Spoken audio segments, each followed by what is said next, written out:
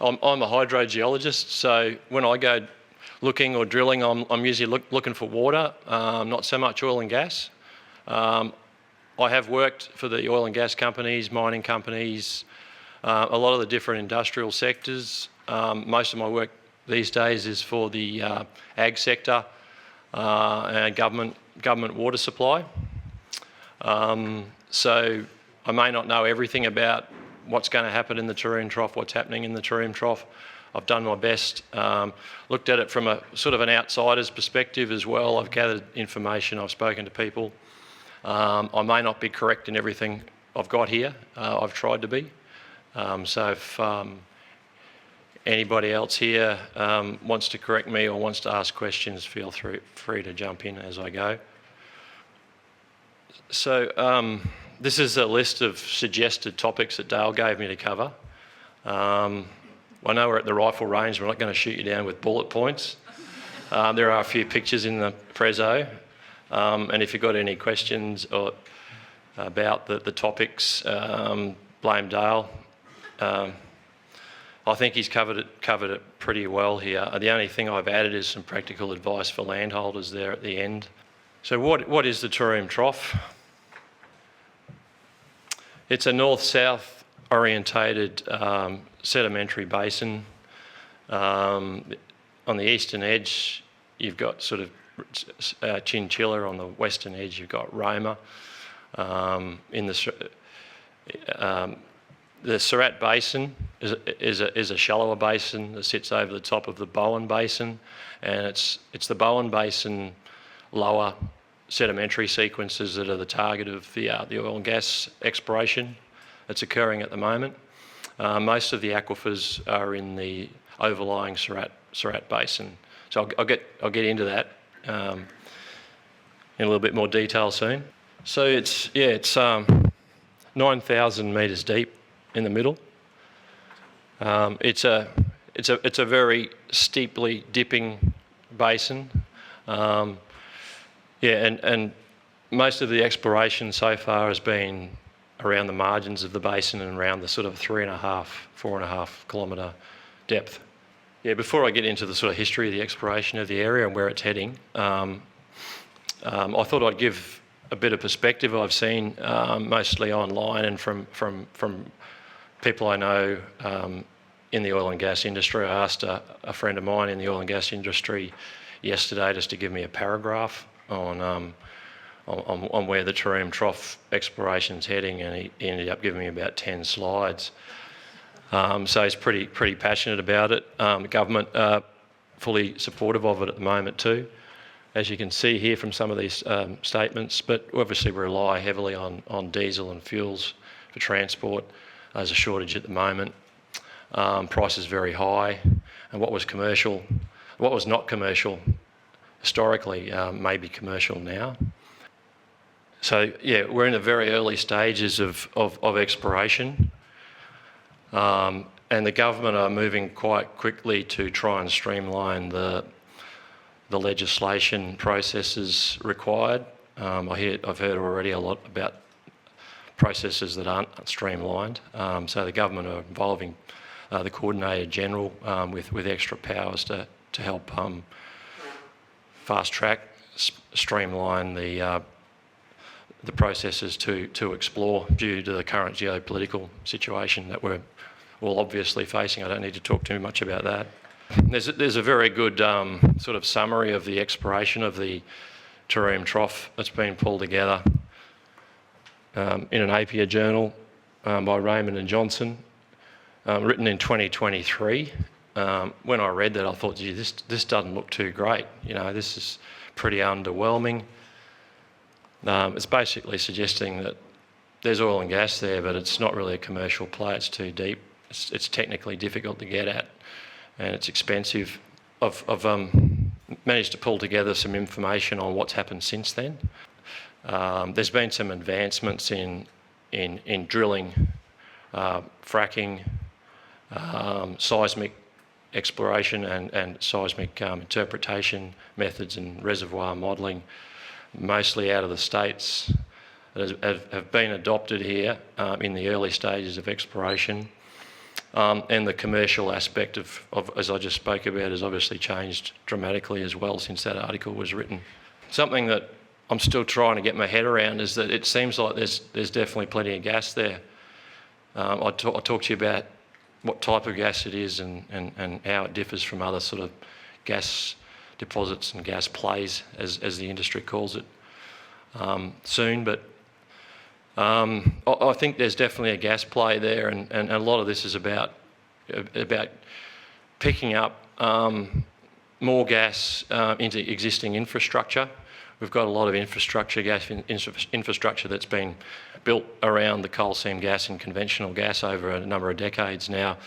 And we've got a number of export facilities on Curtis Island off Gladstone, and these current gas plays will, over the next few decades, start to decline, and the exploration for that has to start now if they are to continue to be full and to be exporting overseas. So I think there seems to be a compelling argument for a commercial gas play here. I've got to be honest, I haven't seen a huge amount of compelling information about an oil play. That was the trigger for a lot of recent interest and enthusiasm and support from the government. But there is one well that's flowing at 200 barrels a day recently. I think Anne touched on that recently. But I think we've got a long way to go before we're very confident about an oil play. That's the feeling I've got from my reading and discussion with people in the industry. This isn't a new discovery. Cabwin number 1 was drilled in 1961 in the TAROOM Trough to a depth of nearly 3,000 metres. There's been a number of wells drilled since, but not a great deal because of the lack of commerciality. Wasn't prospective from a commercial perspective. That discovery then did prove that there's potentially commercial quantities of oil and gas pending future technical developments and commercial changes. Yeah, so I wanted to talk about that picture on the right. So someone was talking about blue shading and getting a bit agitated about blue. That doesn't mean you can or can't clear there. Blue means deep in that picture, really deep. And as you can see, most of the development so far around the deep play is represented by those red dots where the wells have been drilled. I don't know if you can see the dots themselves, but they're right sort of on the basin margins. They're not right at the edge. They're mid-depth. There's nothing really super deep. There's no limits on this oil and gas. It's something probably worth knowing. We don't actually know how much oil and gas is there because a lot of it could be very deep. But yeah, most of it's around the margins of the basin. I know you guys are probably interested where your properties are compared to where the oil and gas is. So I've got a couple of slides that address that in a bit more specifically. I don't know if you can read that or see where the towns are. Most of the really prospective geology is in the sort of central south, between Chinchilla and Roma, and a little bit further south. We've got Santos, Shell, Elixir and Omega that are the most active in terms of wells drilled. All of them talk about a material significant quantity of gas in the sort of early stages so far. So those tenements that they occupy where they can explore cover most of that part of the basin from east to west. There's not as much activity going on in the north, but that could change. You might get approached for seismic campaigns. That's usually the first indicator of exploration, is that you'll be approached by the companies to do seismic on the land. That's a fairly unintrusive activity these days. It doesn't involve clearing, all the trees along a seismic line anymore. It's done in a pretty low key, unintrusive way, but it does usually signal the beginning of further work. So further interest and drilling subsequent to that. Just another one I found of where things are at, where things are happening or may happen. So they're the exploration permits. So yeah, Shell and Santos are the sort of bigger industry majors. Shell's doesn't normally get into anything unless it's looks pretty good. They usually buy out the smaller players. But they've also got a very strong interest in getting gas going into their Curtis Island plant and keeping that flowing for a few more decades. Where are these formations with respect to the aquifers in the GAB? Good question from Dale. Spent a little bit of time on that one. So you can see the footprint of the GAB there on that top left picture. GAB is a big series of stacked basins and stacked aquifers within those basins that overlap and come and go, pinch out from east to west, north to south. Position of the Surat and Bowen basins shown in the bottom left. The TAROOM Trough sits within the Bowen part of that map. Eastern extent is sort of Miles, Chinchilla, and western extent's Roma. The GAB pinches out north of TAROOM, where the precipice sandstone outcrops in the escarpments around there. That precipice sandstone represents the base of the Great Artesian in this part of the world. Yeah, I've got some cross sections here. So the Surat Basin is the upper sort of flatter part of that picture at the top.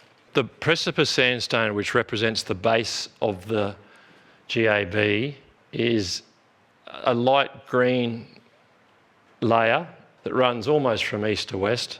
That was the target for Glencore's liquefied carbon or carbon sequestration injection project. It wasn't actually into the, I have to correct you there, Dale, it wasn't into the Mooney oil field. It was into the aquifer itself, where it presents a good water supply further to the west down towards Goondiwindi. It wasn't into an existing oil field or an oil reservoir, it was into an aquifer, hence the concern around that one. That's one of the better aquifers in the GAB. It was good stock water down around that area where they were proposing to inject. Very deep, but good stock supply. And there's a water supply bore being in the planning stages of being drilled soon. Just above that is the Hutton sandstone, which is really extensive. It extends up underneath us here at Roma. The precipice sandstone sort of gets quite thin around Roma and sort of pinches out, to the west, but and opens out actually and thickens up and opens out into the escarpments around Carnarvon Gorge. Hutton sandstone's underneath us here. You've got the Gubramunda sandstone, which forms a water supply aquifer for the town of Roma. Very, very laterally continuous, good, thick, high quality aquifer that extends across most of the Surat Basin. So you can see most of the aquifers are shallow, and the TAROOM Trough that they talk about is oil and gas exploration targets in that deeper section with lots of question marks around it because the geology is a little bit less studied and certain. I've got a diagram showing the stratigraphy, just the lower Surat stratigraphy with the GAB aquifers overlying the upper TAROOM Trough Permian Bowen Basin sequence there. Petroleum exploration targets around the Black Alley Shales predominantly, and the Kianga, which is within the Barralabar, which is the lateral equivalent of the bandana coals that are being tapped into for coal seam gas extraction up around sort of Spring Gully, Fairview, north of Roma. They're predominantly sandstones, siltstones, and a bit of coal, and they're targeting the coals, not as a coal seam gas play, but as a tight coal, and the sandstones as a tight sand, and the siltstones as a tight shale play. I'll describe the differences between those and conventional oil and gas and coal seam gas soon. And above those, and separation distance is significant. So I looked at some of the well completion reports, and the separation distance is typically at least 750 metres, in many cases more. But they do have to drill through the Great Artesian Basin to get to these. So that's sort of something worth noting, and I'll come back to later. But in terms of direct connection or interconnection or interference between GAB aquifers and the oil and gas formations, there's significant vertical separation of at least 750. That varies across the basin. It may actually get less than that in some parts of the basin that are covered further in the exploration program, and there's many places where it's greater. So a lot of the oil and gas around here is coal seam gas or coal bed methane. This diagram has got kind of all of the gas types on it, depicted in a very sort of simple way. Geology is not that simple, but I think it gets the message across. The TAROOM Trough is a basin-centred gas, is one way of explaining it, or a deep, tight play. Sediments at that depth are subject to a lot of compaction, and permeability of those deeper ones is typically a lot less than the shallower plays. And quite often the oil and gas is present sort of close to where it's generated or where it's generated and hasn't migrated up through the aquifers and settled out in traps or other structures which have been subject to more conventional gas plays. So I'll just point to some of the conventional gas traps and pinch out plays, and then I'll point to some of the shallow sort of coal seam plays. So conventional gas has been the focus in the early days of exploration, where gas has migrated typically through sandstone fractures and faults and ended up in some sort of trap, where it's confined by overlying rock or faults, and is accumulated in significant quantities, and it's just a matter of drilling in, and often that oil and gas will flow. Sometimes, particularly later in the life of the field, it does require some pumping, and will also produce water. Typically, it's high flows of oil and gas early on, very minimal water. Coal seam gas, on the other hand, typically involves pumping a lot of water, reducing the pressure in the coal seams, and that depressurisation mechanism releases the methane gas from the coal itself. It enters the cleats or the fractures around the coal and then flows into the wells. So to get to that critical pressure usually requires a lot of dewatering of the coals or depressurisation of the coals to get it to flow. Later on in the life of a coal seam gas well or coal seam gas field, the flow rates of the gas increase, and you get this sort of switch where you're getting a lot more gas and much less water. Most of the coal seam gas wells to date haven't been fracked because there's enough permeability in these shallow deposits. Particularly coals have shrunk as they've lost methane over geological time, and they've formed cleats and got their own permeability. So typically, apart from some tight coal seam gas, parts of the basin haven't required a great deal of fracking. I'll talk about what fracking is soon. The other thing about CSG compared to tight gas is that CSG formations are in and around the aquifers. We've got water supply aquifers, amazing water resources are just above and just below the coal seam gas, so it's a very delicate exercise to extract gas without interfering or impacting on the overlying or underlying aquifers. In the case of these deep type plays like the TAROOM Trough, where we've got that vertical separation distance I spoke about before, there's minimal water production in tight gas, but it does require fracking. I don't think you could extract oil and gas from any of these reserves that have sort of been intersected through recent wells without fracking. So one of the questions was what's involved in this exploration program? What does it typically involve from a technical perspective? There's usually seismic first that I mentioned. Appraisal well drilling, so drilling exploration wells, bores, they call them wells in the gas industry. Logging those wells, getting as much information as they can by running tools to look at the properties, permeability, likely presence of in situ coal, gas, and other petroleum forming lithology. Sampling, taking samples, sending them off to the lab, and then once you've got your well drilled and logged and sampled, fracc it, or the nicer way of saying that is stimulating it.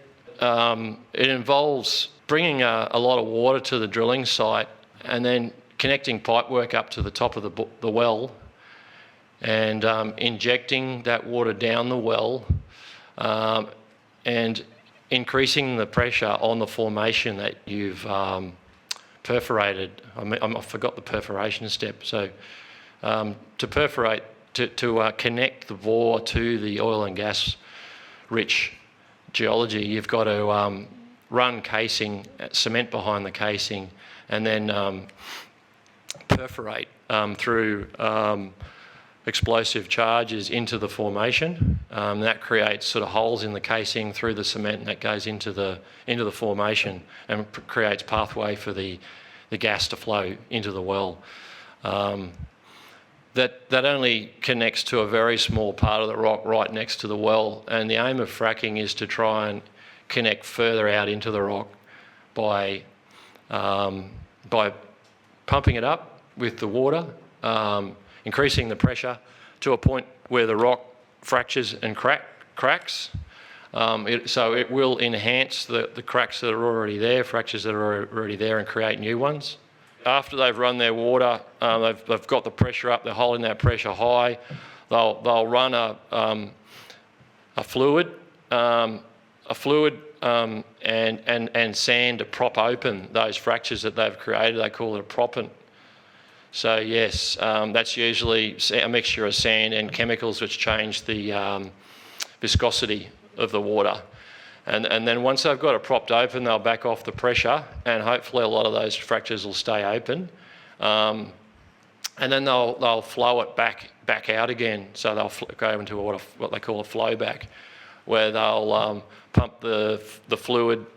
The sand will hopefully stay there, but the fluid they've injected back out of the hole, and then get it ready for production effectively from that point onwards. They'll do some flow testing on it, see what sort of gas rates or flow or oil rates. Another important part of this exploration stage is that they'll correlate across all of these wells and create a better 3D picture of the geology and the reservoir, so that will inform subsequent drilling programs. They'll do some modelling to work out how much is there in terms of commercial quantities of oil and gas, and they'll prove that up to a point where they're confident. And they'll get those verified, those reserves verified by an independent party, and they'll basically kind of bank those as being present for subsequent production stage. Then they'll do the commercial analysis and work out, how much is it going to cost to get this to the market, and something that sort of has to come into it. So where you've got existing infrastructure, gas infrastructure like around here, that takes away a lot of the cost of not having to build big pipelines to get it to the coast or to gas plants. Something that's not talked about in terms of the process is, in terms of whether it's commercially viable, you've got to consider what you've got to go through in terms of dealing with the people that live around where you're drilling, the environment, and you've basically got to get those people's permission or social licence. So you've got to get the government's approval to go and drill, but you've got to get the permission of the people. So you've got to convince everybody it's a good thing. They're connected to the environment, those people. There's often cultural heritage assessments that need to be done, biosecurity, traffic and transport. What's the impact? So that's equally important as everything else I spoke about before, and probably something you're a little bit more interested in. When developments like this are rushed, these things get rushed. They don't need to be rushed, but yeah, I guess I'll get to this later, but don't be rushed. Probably one of the biggest impacts that's not been talked about much. I didn't hear Anne mention it. I haven't heard the government mention it. Along with the fact that there's a lot of oil and gas there, and it's a good thing for Queensland, no doubt, if it's done well. One of the biggest impacts is the amount of water that is used for the fracking process. I mentioned that it's not such a big thing in this region at the moment, the water used for the drilling and fracking. It is pretty big, but we haven't had to frack a lot of wells. I think Ian mentioned that there's not as many, somebody mentioned it, not as many wells required to get the same amount of gas in a tight gas play like this compared to lots of coal seam gas wells. Coal seam gas wells are pumping water out of the formation, but there's an indirect impact from tight gas plays through the extraction of water from aquifers, particularly in dry places like this where there's not a lot of surface water lying around. It has to be a reasonable quality. It has to mix well with the frac recipe chemicals. So they've got to find that somewhere. So the numbers I've got from mature, analogous, similar basin settings overseas, where the industry's, there's been a lot of fracking, and I've got some pretty good averages. It depends on the formation, it depends on the depth, etc. But somewhere between 6 and 60 million litres are used per frac. So if you add that up to a number of wells that might be drilled in an area, probably not a biggie from an exploration program, but you're not going to be exploring unless you're thinking about commercial upscaling to a development. So there's a lot of water that needs to be delivered to these, is the point I'm trying to make. So it's a water-constrained industry. This is a water-constrained exploration and development program. They need the water, otherwise it can't be done. We all know that this is a water-constrained area. We're heavily reliant on the Great Artesian Basin. So where are they going to get this water from? If it isn't sourced available on the property, where are they going to get it from? How are they going to cart it? How many tanker loads are needed? So you can do the maths. A little tanker, 10,000 litres, or a big B double, 20,000 litres. I'm terrible at maths, but I calculated that could be 6,000 truckloads get the water in, and another 6,000 truckloads to get it out. It can be piped. That's another way around it. But it has to be agreements in place, so you could sort of pipe this water in, do a frac job, and then flow it back out and then move it to another frac job. That's logistically difficult, requires cooperation, doesn't always get done that way, and quite often you end up finding sort of small supplies of water to service individual frac jobs. Practical advice for landholders. As I said before, push for detailed impact assessments. Don't let anyone tell you this is an emergency. It's just not worth it. Do it properly. Do these impact assessments. Consult properly. That goes out the window when things are rushed. I don't know if it's possible to have a right of refusal legally over this TAROOM Trough development. Something worth thinking about. But is there a right to say no if you don't want it? I'm not sure. You may want to think about that and get together and talk about it. Build up a really good picture of what they're going to do on your property through asking lots of questions. You need to have a complete picture of what's going on above ground and below ground before you sign anything, before you accept any conditions. You need a complete mental, visual picture and a risk picture. Get experienced lawyers involved before anything's signed. Ask about how many wells, where they're getting the water, how much are they going to use, what are they going to do with that water when they pull it back out? Is it going to be suitable for anything, or is it going to be contaminated with the oil that they've just fracked into? How are they going to deal with that contaminated water if it's contaminated? Ask companies to be self-sufficient for water, get their own licences, don't rely on you guys to supply them, unless you're happy to supply them. Can they use water from a formation that's not an aquifer, like a deep saline, brine, and treat it themselves to a standard that's suitable?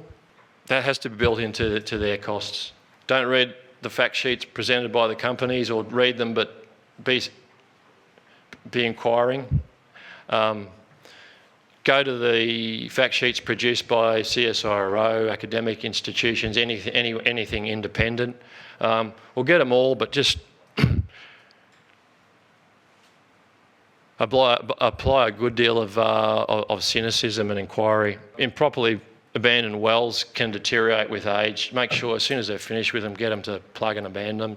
Don't let them sit and rot for 50 or 60 years because then they become gas pathways and interconnection pathways when they age. Extend the OGIA, Underground Water Impact Assessment, that looks after impact assessment for the coal seam gas group, probably should be expanded to include the TAROOM Trough. I do actually have some good scientists in there trying hard to get it right. Pushed around a bit by the politicians, but and get this water, get a water plan in place before they do anything. You know, where are they going to get the water? I think I'm probably a bit biased because I'm a hydrogeologist, but to me that's a big important one. That's a big number, that water. Doesn't get talked about enough. There needs to be a solution to that, agreed up front with all of you before they go ahead. It needs to be something that's planned in advance. I'll share everything of the whole presentation, any of the materials, happy to answer questions before, during, after. I've been told that, can you clarify this? I've been told that it is a trough, but very deep in the centre and the sides are much shallow, and that's why they can drill on the sides.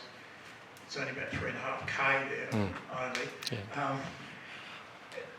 But I've been told that another reason to drill there is because of the deep centre, it's got pressure up the sides, and it actually helps them get gas or gas and oil from the eastern and wedge edges of this this trough. Is that correct? There's a pressure that forces what they're after to come up on the edge. Yeah, I can't answer that. You might need to get someone here from the oil and gas industry next time. But like I said, most of my drilling's for water, not so much the oil and gas.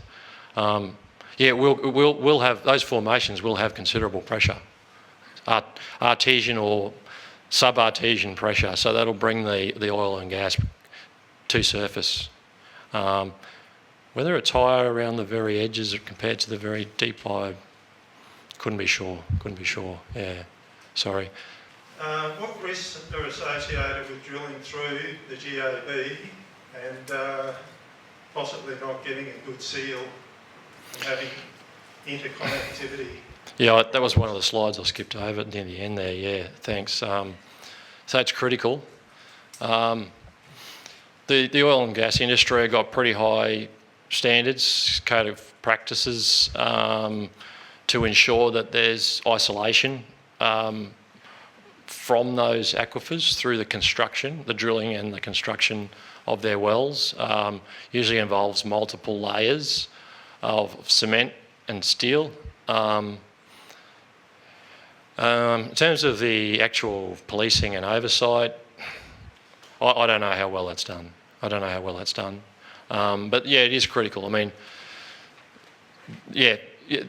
I think over time, those I think probably down the track, when those wells degrade after they've reached the end of their life, this is our kids we're talking about here, they can become pathways for movement of water and gas between aquifers. So yeah, plugging and abandoning is almost as important as the drilling, and the process around that and the codes around that need to be, and they are, if they stick to them, they're pretty good. Similar, if not better, than the codes around waterbore drilling to ensure that we don't connect up to aquifers when we're waterbore drilling. So yeah, I think that part of it is important. The risk is probably managed fairly well in Queensland, in Australia.